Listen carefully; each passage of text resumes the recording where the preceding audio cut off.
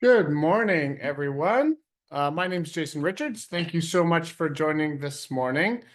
Um, Today we are talking about flex periods, taming the chaos. I often refer to flex time management, advisory period management, or enrichment, whatever you call these time periods, these activities, as one of the most complex things we do here at Minga is manage flex times, and it is one of the more involved things. And yeah, anytime you add this type of flexibility to the schedule, there's gonna create a little chaos. So there's a lot of fun in that. And obviously, personalized learning is, growing in popularity and really taking off. So I'm very excited to dive in. We have been investing over the last 24 months pretty steadily and continuously in our flex time module.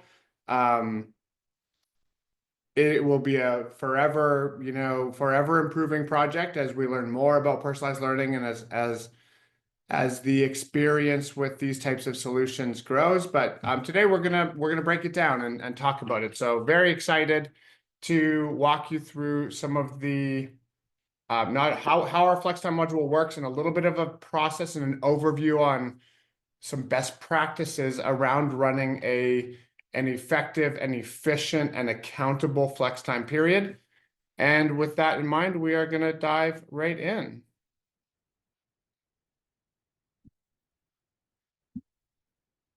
I threw a couple polls up there. So one just talking a little bit about flex time. I'm going to throw another one out there right now. Maybe I have to end this one first. There we go. So just threw another poll up so we can get a little bit of an understanding on where everyone is. It looks like lots of people exploring running flex, running an advisory period or flex activity. So put this to present.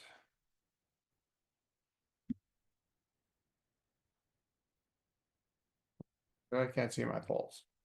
We'll leave this here for a second. So a little bit of housekeeping here is that, of course, we can't see you. So if you raise your hand on your camera, I can actually see you in the view. So please use the functionality below. You can use Q&A. We also have Rachel joining us, our product marketing manager here at Minga, and a new member of our team. So thank you, Rachel, for joining. She's here as a participant, but will also be able to help moderate some of the questions. So if you have questions, please go ahead and raise your hand, and I will make sure to check down into the section to see that.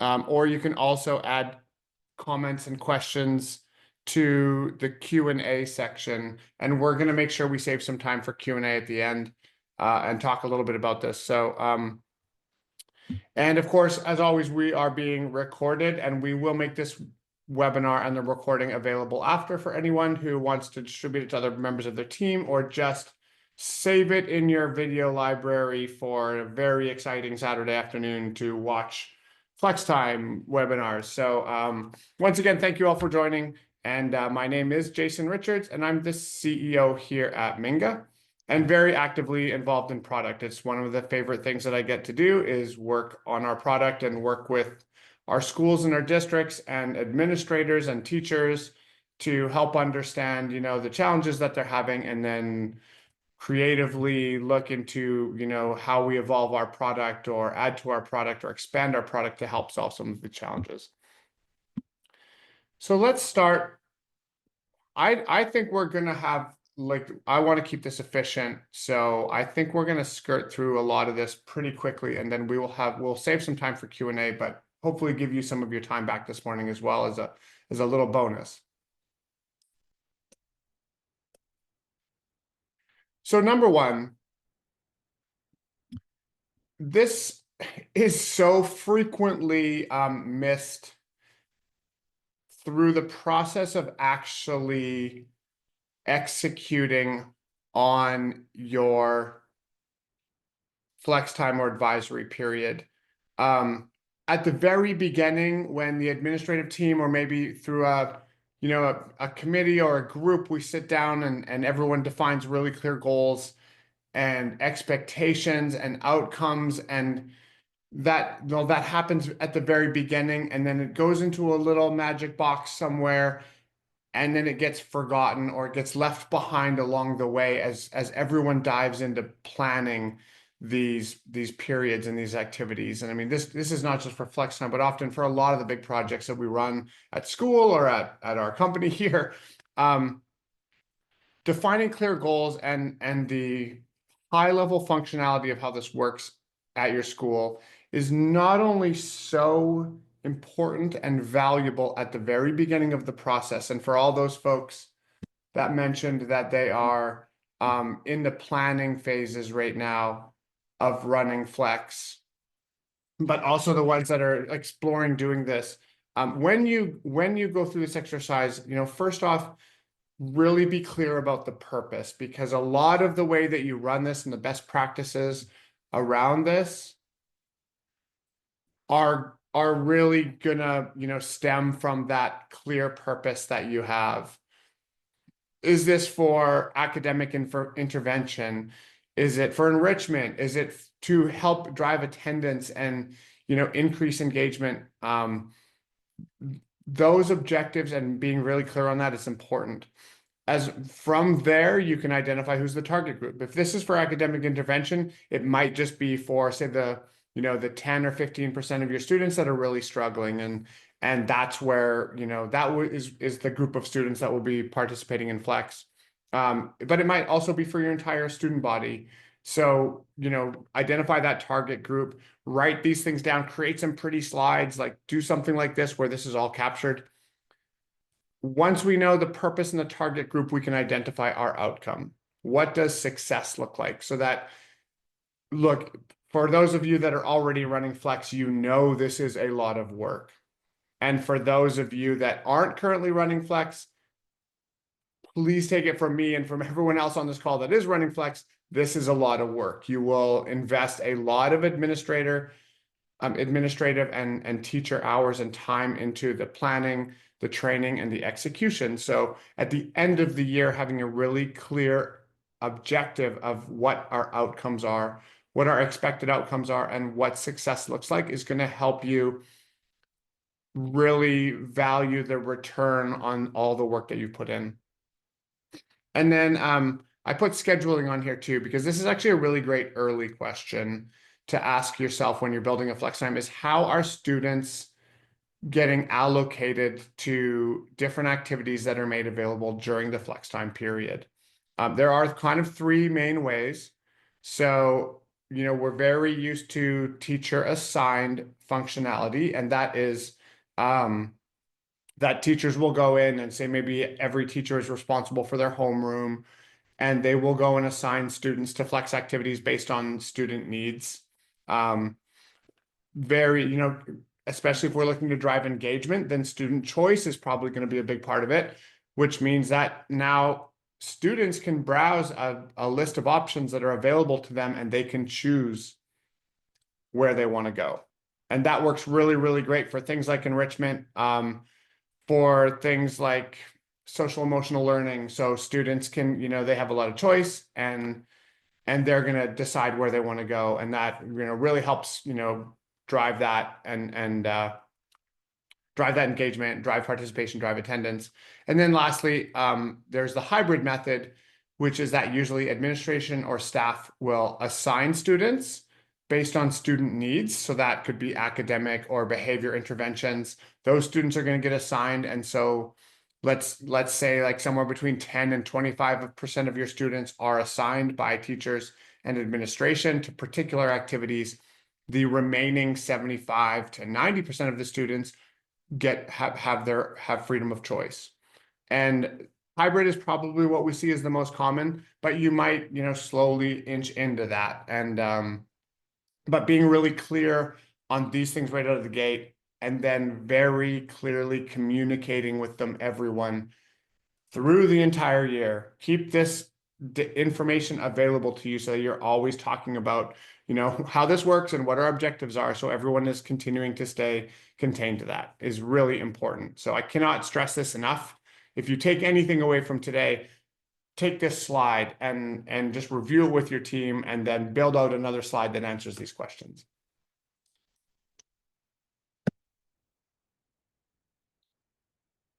Okay, so let's get into the logistics of actually building a flex period and a flex schedule within.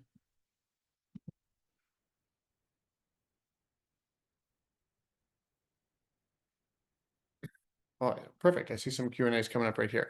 I see a question from Dan, and Dan says, do we know of comprehensive high school somewhere that is currently doing this work well? And if so, would you be able to drop a name? Dan, that is an excellent question. I'll actually touch base on a slide. We have a handful of schools, and if you say, just to set some expectation of what large is, in the like 2,000 to 3,500 student realm, we have several dozen schools that I think are doing this really, really well. They're invested. And so we're going to share some of that information and also make some connections for people as well, because I think that getting that firsthand experience is super valuable. So step number one, once you've defined, answered all those questions before, step number two, and this is part of the repeating steps that you'll do all year long, is we talk about a flex period. The language we use at Minga is two components. So the period is the time block where this flexing happens. And within that period are activities that teachers or staff make available as an option within the flex period. So the period is the time and the activities are the options available within it. So so step number one that we're going to do on a regular basis is create and schedule flex periods. There's a little bit of best practices here. Probably the most important, well, I guess all three of these are important. So first off, this is really valuable. We see a lot of schools that start with a flex period that might happen like right in the morning, or it's the last period of the day. And we see time and time again that this is not a very good time to schedule your flex period. So we talk about protected flex periods, which means fit it in between like the middle of the morning or the middle of the afternoon, so it has academic blocks or regular scheduled blocks on both sides of it. Don't do it before or after lunch, and don't do it at the beginning at the end of the day. That's kind of just best practices. We find that for participation and attendance, especially as you're building the culture within your school, it's best to have these protected, or it's very potential that you'll see your attendance drop off a lot. The duration. So this is also a good one, because a lot of people think, well, we're just dabbling into this. We don't want to make it too long because that's a lot of work. For people to create these flexible activities. 45 minutes we see as the flex period sweet spot. So if you go longer, then yes, it's, your 60, 70-minute periods are hard for teachers to fill with dynamic activities every week. But if you go any shorter, the sort of chaos of the period, everyone getting to where they're going, especially as you're building this culture, is going to eat a lot into that effective time of the actual period itself. And so you won't get the return out of it. So think of that 45-minute window as a really, really great sweet spot. And then from a frequency perspective, we see schools that flex every day, have a flex period every day. And we even have a handful of high schools in the Southeast that flex every block. Everything's flex. It's flex madness. We don't recommend that. Start with 1 to 2 flex periods per week. 2 is a great number, a Tuesdays and a Thursdays, or a Monday and a Thursday, something like that. And but if you have the capacity to only do 1, that's great too. Anything less than weekly though, and once again, you might not get that return again. You still have to do the same amount of training and planning if you do it once a month. So doing it once a week seems to be that great place to start, at the minimum spot to start, and we see lots of really great success with 2. So you're going to go ahead and you're going to create those periods, and then in Minga, Your first thing, of course, this may go without saying, but you're gonna really want to make sure from an accountability perspective that you have identified someone that owns this. They are your flex wizard. Um, and accountability for the success of your flex period is going to roll right up to that person. And so this person's skill sets are going to look, they are going to be an organizational wizard. They are going to be comfortable with data. They're going to enjoy spreadsheets and tables. Um, they are going to be clear but firm communicators, and also like really, really love the A word, and that A word is accountability. That's going to be the type of person so that does really, really well with managing these flex periods. Um, And that person's role, the first thing they'll do is they're going to come into Minga and they are going to create the flex periods, the blocks of time, and schedule the blocks of time that these flex times happen. And within Minga, you'll see like these will show up. You can create these for the whole year first, and then you can just sort of make them available 1 or 2 weeks in advance for people to start, administrating. But obviously we're typically looking at these at the same time. And when they go ahead and they create these, that is when you start to set up the permissions of how students and staff can interact with these periods. So the you'll see these, this is a view within Minga, this little slide right here. And you'll be able to view the period. Staff and teachers will see these periods. Students will see the periods that you've made available to them. And then at any time we can lock these periods as, globally. So it's locked for everything, locked for teachers and locked for students. And these locks, when it's unlocked, it means that people can make changes. And when it's locked, it means that no more changes. So usually you're going to think about this is that like we make a period available. We unlock it for teachers. That allows teachers to come in and add their activities to that period. And then we unlock it for students. And that allows, depending on how you do that scheduling, so if it's unlocked for teachers, teachers can also add periods and start assigning students to activities. And then when you unlock it for students, any available students that are still free are able to then go select activities. So, and then maybe 24 hours before the period actually happens, you lock it all back down. And that way it's fixed now. And everybody clearly knows the next day already where they're going. So it's not madness right before the period starts or right at the beginning of the period. And people are all of a sudden selecting. You really want to have those things done and locked in advance. And it can be, say that morning, if the period is in the afternoon, it can be locked there. But you want to have that lock, at least a few hours before the period begins. So there's a lot of clarity for teachers and students on who's going where. That's going to help the whole student movement component of this when the period starts. And a new feature that we have here are teacher activity deadlines, and that gives you the ability to set deadlines for when teachers need to have their activities available in the flex schedule as well, I think. But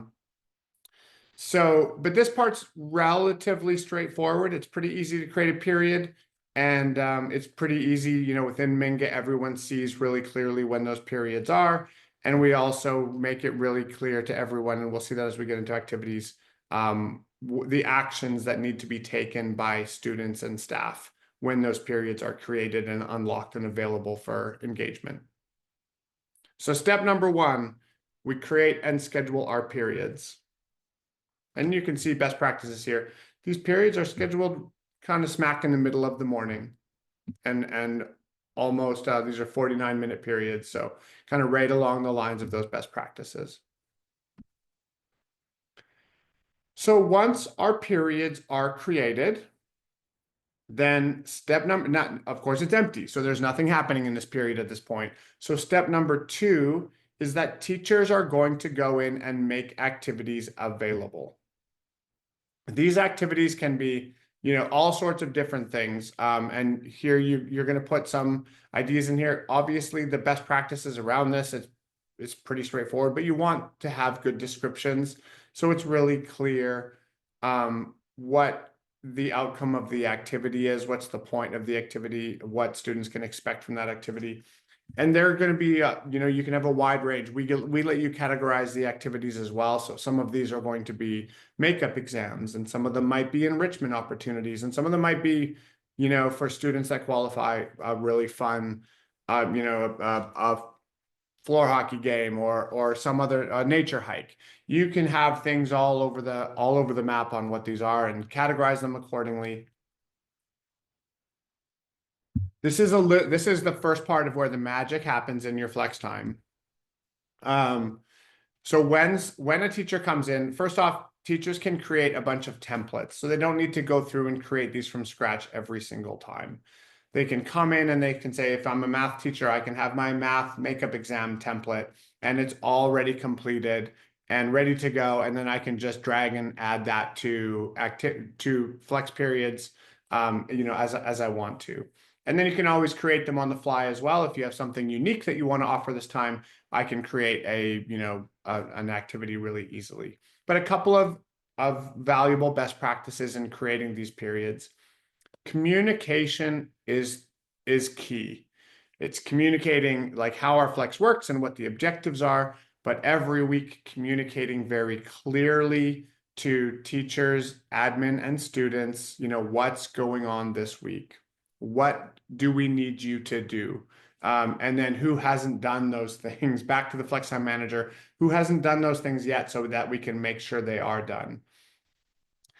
It is all about clearly setting expectations and then maintaining a high level of integrity and accountability through when you're running these flex periods.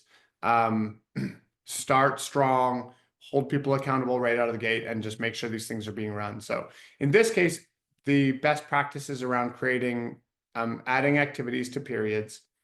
Of course, teachers create their own activities, add good names and descriptions.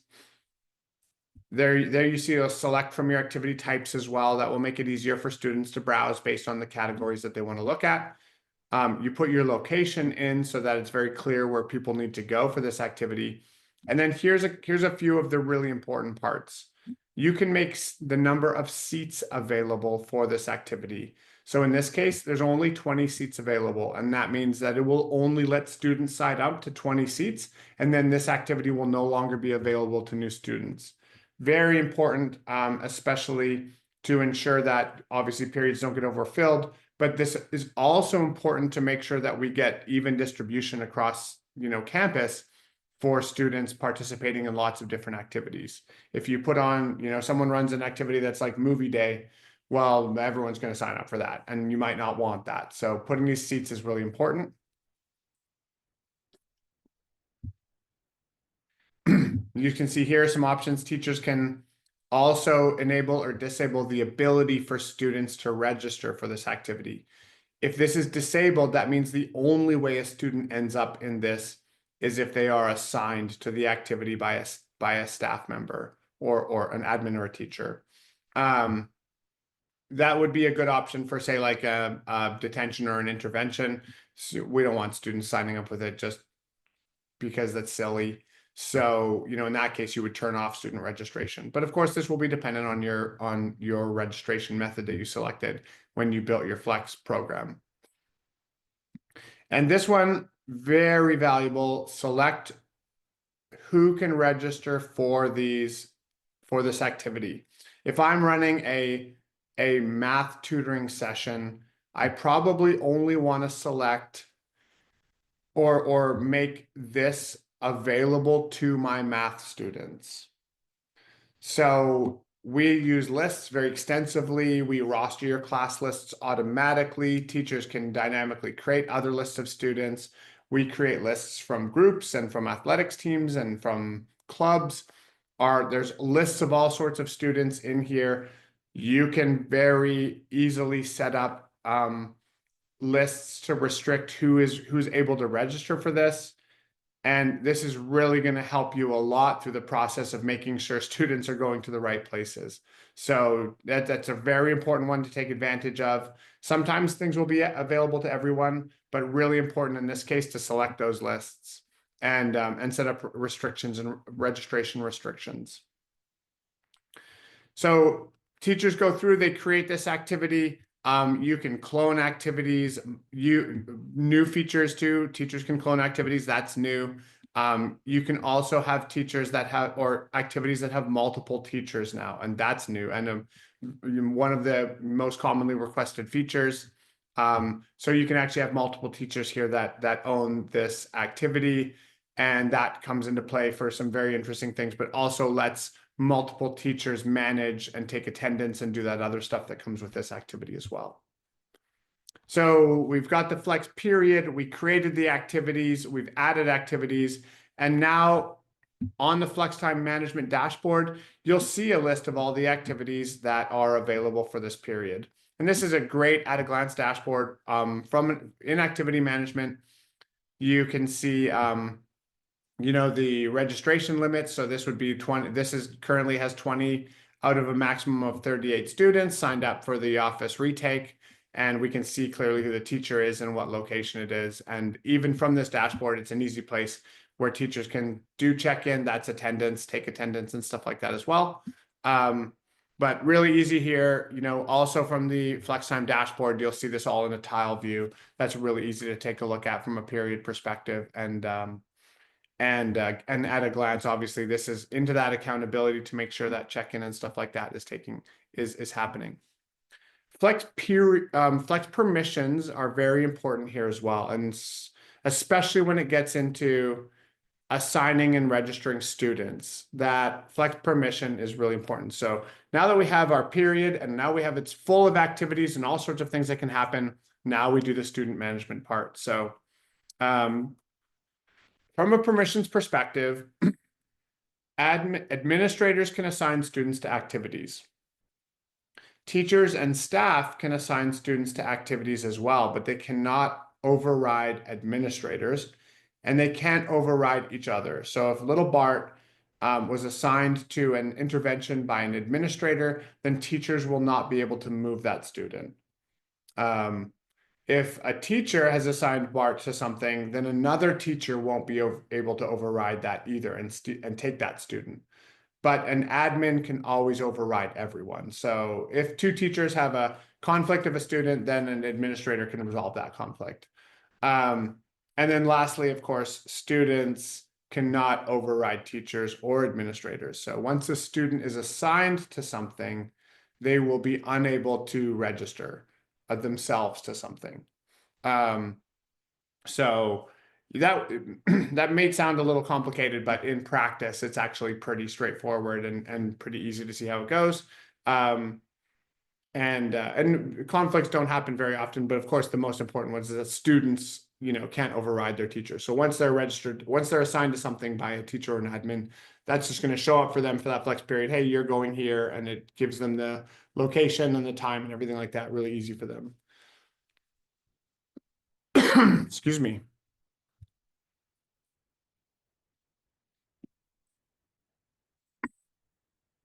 So for anyone that is already using Minga, or for everyone that's new or familiar with Minga, this is some of the very exciting things that are coming up that are happening for us here. First, the big announcement for everyone here is that, and this isn't if you know situation, but Flex time for teachers is all available now in our My Class dashboard. So everything, registration, taking, checking in attendance, all that stuff is all done from My Class now in Minga. This is a huge addition for us, and we're super excited to launch this. This has been a big part of, completing our sort of My Class launch. And so teachers, for all intents and purposes, teachers never leave My Class now. They basically, drop into my class at the beginning of the day and they're doing everything, all their management for the day, hallway management, behavior management, points and rewards, communication, and now flex time all within my class. So it just makes it really easy for teachers to use. It's kind of 1 or 2 clicks for everything that needs to happen. And it's all, integrates attendance and availability and all that stuff into one place. And so we're very excited for this. But we also have added a lot of other very new features to this process and the whole student assignment process. No party groups are now available and active within flex time. So that means if we have 2 students that we don't want together in the same activity, you can set up flex time so that it will respect no party groups that are configured. You can have no registration lists, which means now teachers, not only can you create a restriction for which students are available for my activity, but you can also create restrictions for students that I don't want in my activity. Another very one of the top requested features. And so if this student is causing problems in my activities, I can restrict them from being able to register. And then we have the ability to set up registration deadlines, both for teachers and for students. And so all that stuff, all those lockings can be done automatically now. So, and another really big feature, huge feature for us too, is this is a little bit of the flex time administrator feature, but now for any, like one of the big challenges that comes in flex is that say 70% or 50 or 60% of the students are assigned or registered, but now I have this 40% of the students left over. And this is a real thing. We talk about this a ton when we're building best practices. And if you've got a 2,000 student school, that's a lot of students. I've got 800 students now that I need to figure out what to do. Now you can define homeroom locations for all of your students. This can also be done automatically through class rostering. And you can default and automatically assign all those 800 remaining students back to their homerooms, back to their homeroom teacher, whatever activity their homeroom teacher. It gives you the ability to override seat limits. So it forces those students all to a location so that on your flex time, every student has a home and knows exactly where during that flex time period they're supposed to be going. No one's left unregistered. And it also can really help to put the onus back onto their homeroom teachers to ensure that students have made selections or have homes selected for them so that all these students don't get lumped back into their homeroom activity. And Aaron says, when you take attendance, does it flow into our normal attendance program? And in this case, it's Aries, or do we have to submit attendance twice? Great question, Aaron.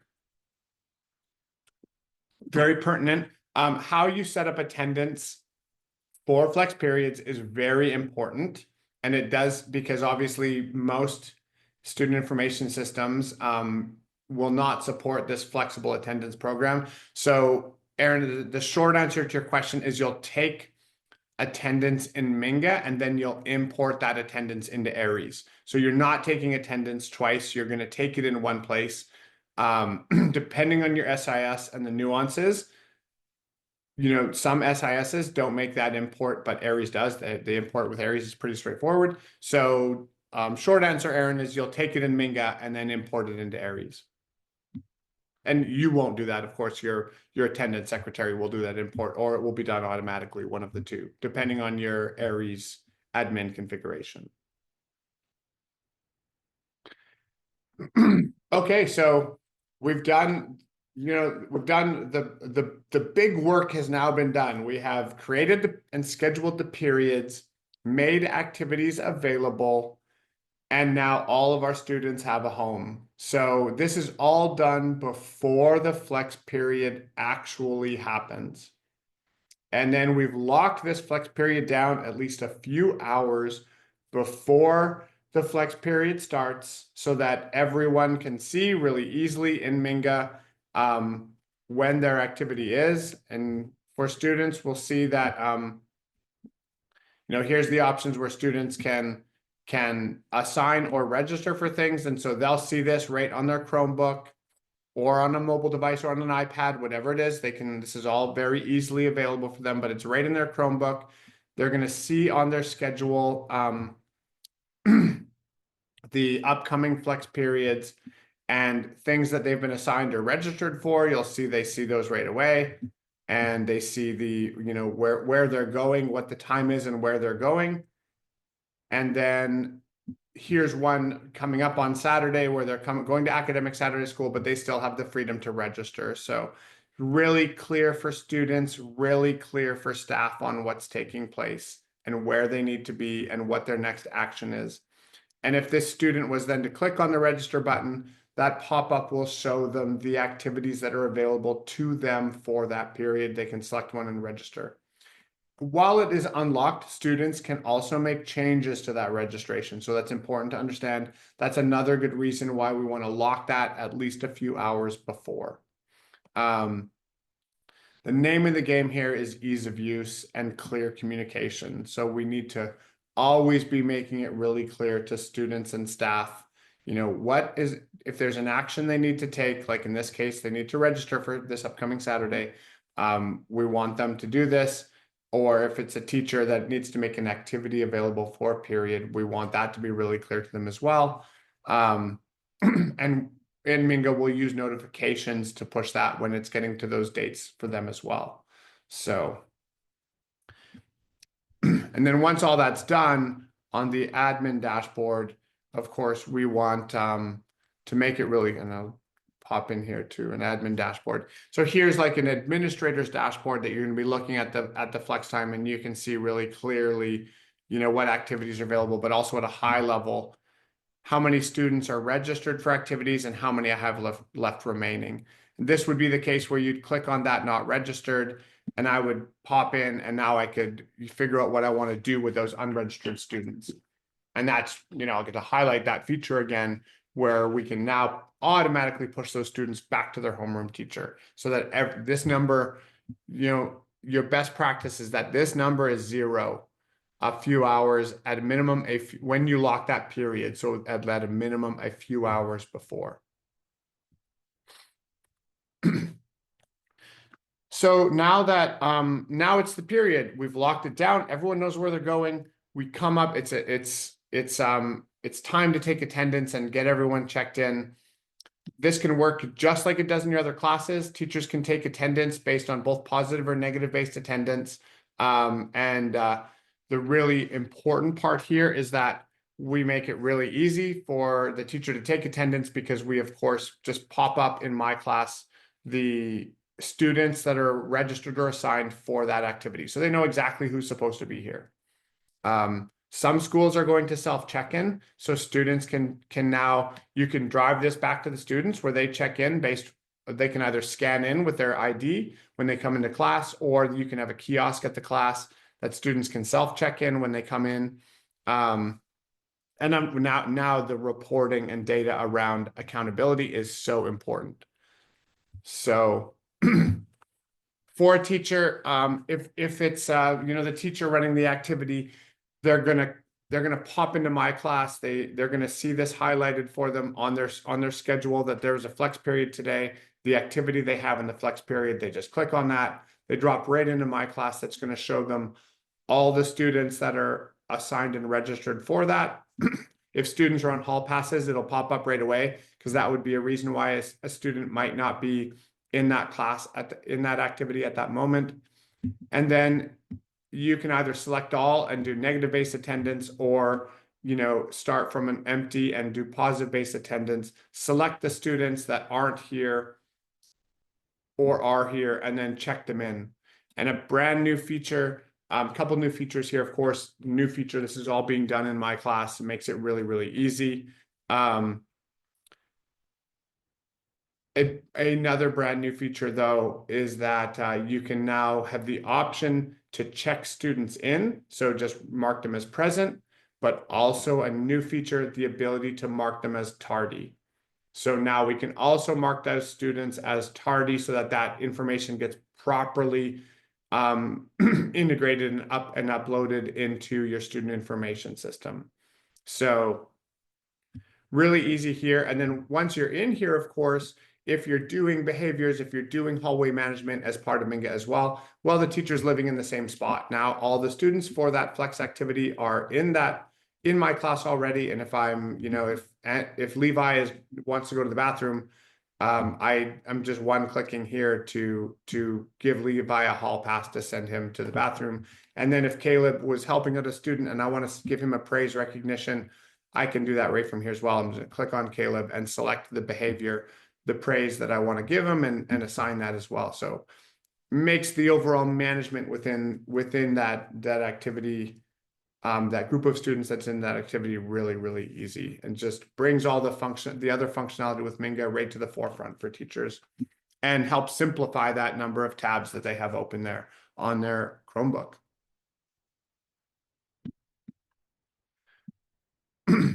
And now that it's done, so that's it. I mean, that's flex time in a nutshell, running through the best practices. We created the periods, added activities, managed our students, took attendance, and now we've got data for days. So accountability, back to that accountability, so important.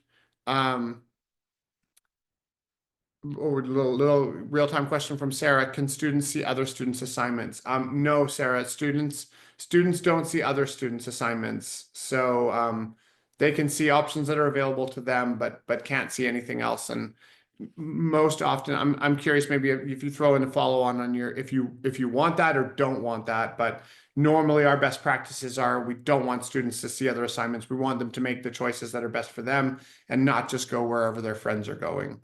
So, which is usually what happens when they can see it. So teachers and admins, of course, can see everyone's assignments. Okay, perfect. I see that now. You don't want to see them. Yeah, exactly. So now that we have this, of course, we can see a whole bunch of really interesting things here, but you can generate reports now so that at the end of, let's say at the end of the month or the end of the quarter, and you want to understand the amount of time that, the amount of flex instruction that students received, that's really easy. You can do participation reports, attendance reports, all this data is available very easily through reporting. This is generally made available to the administrators or the flex time administrators. You can look at your tardy and your tardiness data, and also automatically assign points. If that can be a really great point if you're using points and rewards in Minga to help incent students to participate properly, is that you can actually automatically assign points now for when students are registered or check in for their activity. So if you're doing self check-in, now students are going to get some of those points, and that can really help too. Another question from Sarah is and we're kind of actually running into Q&A, so this is perfect timing. There's back to that dashboard, and making it really easy to see everything that's going on here as well. So quick question from Sarah. Sarah says, can teachers or admin locate a student by searching for that student? So absolutely. Sarah, we make it really easy through the student scroll or you can scan a student as well, to scan their ID card, and it's going to pop up and show them where they're supposed to be during that flex period. So what often happens is, this is the sneaky student play.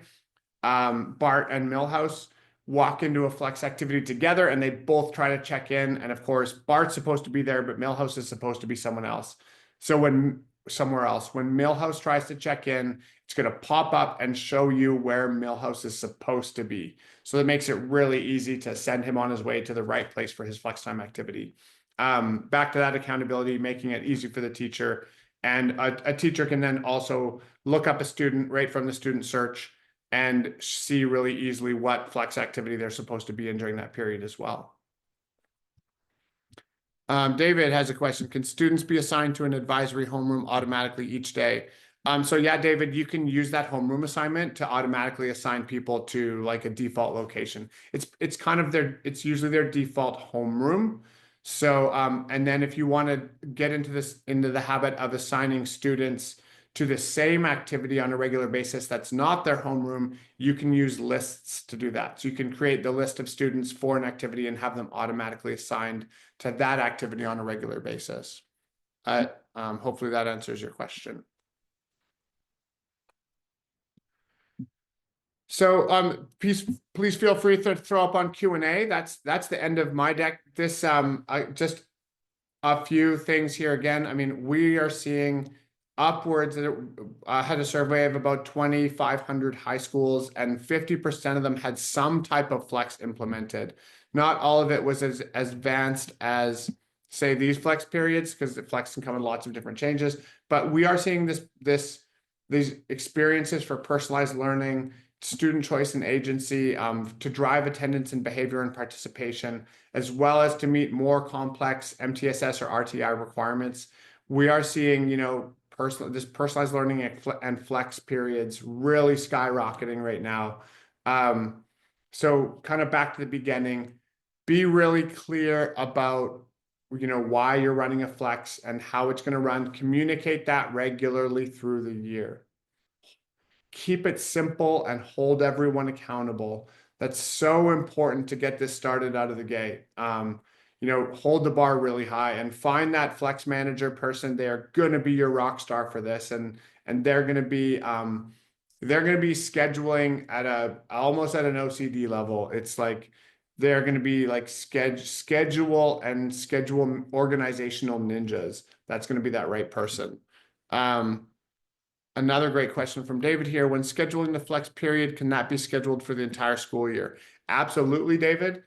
We do tend to see like maybe 2 or 3 months in advance is a nice little sweet spot, because things could change semester to semester, but you can certainly go in and build those in for the whole year.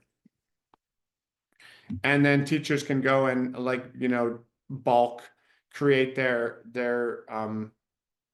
activities for the year. The reason sometimes you might not want to do that, though, is you might want a teacher. It might be an easy way for the teacher to go and just put the same activity in for the whole year as well.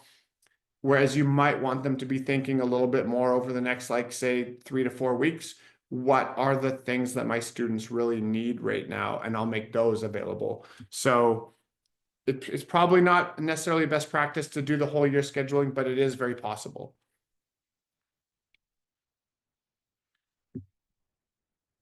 Aaron has a question. Are you able to set a period outside of your school time for teachers who offer after-school tutoring? Can parents see that their students are signed up?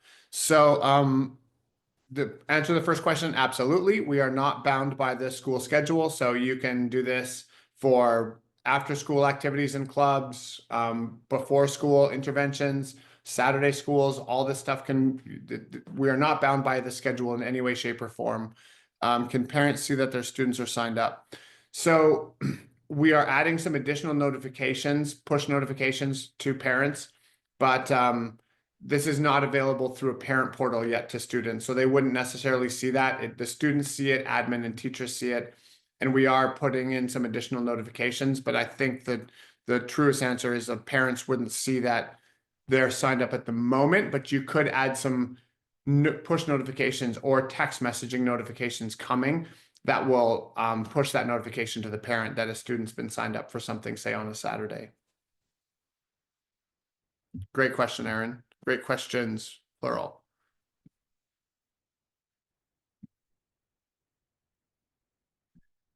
So we're seeing a lot of really great really great feedback and response, academic and attendance improvement, getting student buy-in and agency, and also the flexibility for teachers to run support, because of course this can be very supportive to teachers, so they're not having to do as much support out of class schedule time or out of school schedule time.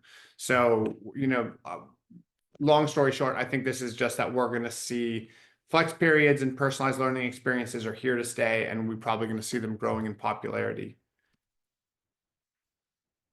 For those folks that had questions about connecting with some of the schools that are doing this, Anne is a perfect example of a scheduling and organizational ninja. We have a, group of these schools and administrators. DJ is another one, organizational ninja, and just running really, really great flex activities and periods. We are very happy to connect you all together. Please reach out to your customer success manager, or you can just default into support@minga.io. If you want to send an email in, and we will make sure we make those connections for you with some of the masters that are doing this so well at their schools to get best practices and learn a little bit more. With that, I think our time is up. So thank you so much for joining today. We really look forward to learning more. I hope you got what you needed out of this. If you would like to learn more, you can book a demo here. That will take you to an account manager.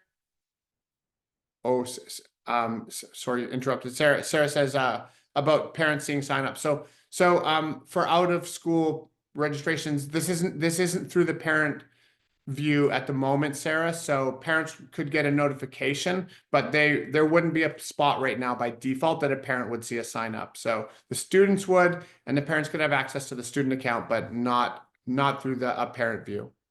Hope that helps. But stay tuned, and lots of updates on that side coming as well over the next year. So, but finishing off, you can book a demo, but if you also want to learn more, you can reach right out to your customer success manager, and they are able to, give you a demo and walk you through this as well. But one way or the other, please don't hesitate to reach out. And we would love to talk to you more about your flex period, what's working, what's not working, and how we can help. So really appreciate all your time today, everyone. Have a wonderful, Wednesday. And thank you so much for taking your time out of your busy morning and joining us today. Have a wonderful day.